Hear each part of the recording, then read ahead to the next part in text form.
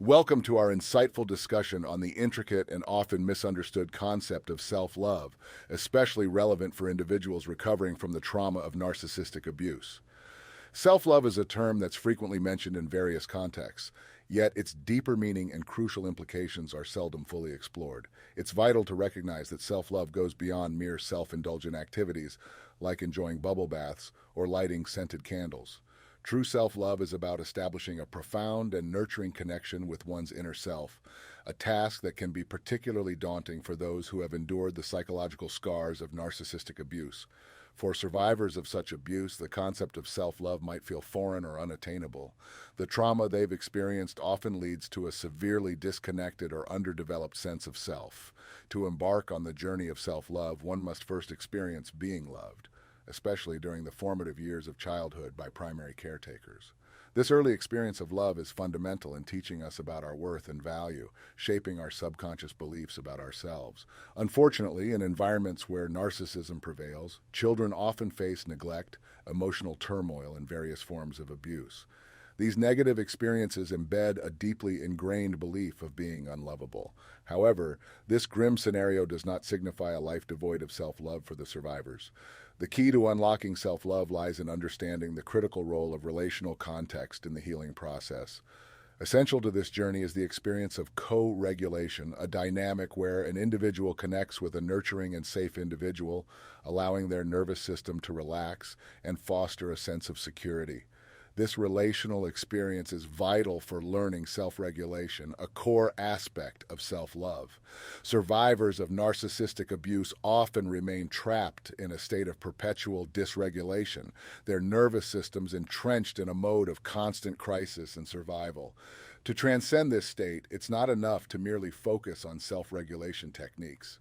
What is required is external support, often in the form of a trauma therapist or a supportive community. These sources of support provide the necessary relational context for healing, offering safety, presence, understanding, and empathy that allow an individual to reconnect with their sense of self and learn the true essence of self-love.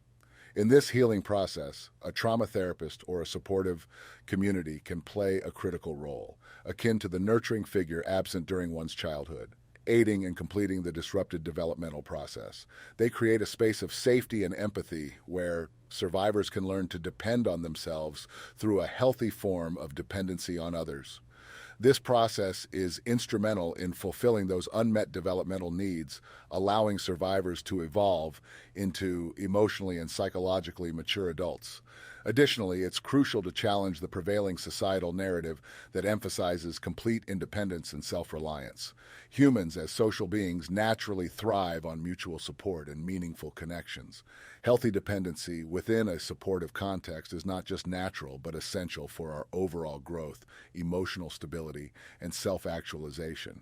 In conclusion, while self-love is an empowering and liberating concept, it necessitates a foundational understanding of the impact of psychological trauma, especially for those taught to despise themselves due to traumatic experiences. For them, learning to love themselves is an unfamiliar and challenging journey. They require a relational space where they feel genuinely valued, seen, and understood, a space that allows them to rediscover their worth through empathetic and nurturing interactions. This kind of relational healing is a path that is difficult to walk alone. While independence is valuable and important, certain forms of healthy dependency are crucial for our emotional and psychological well-being. Thank you for joining us in this profound exploration of self-love and its deep-rooted implications, particularly for individuals healing from the wounds of narcissistic abuse. If this episode resonated with you, please share your reflections and insights in the comments. Remember, healing is a continuous, evolving journey. Let's support and embrace it together.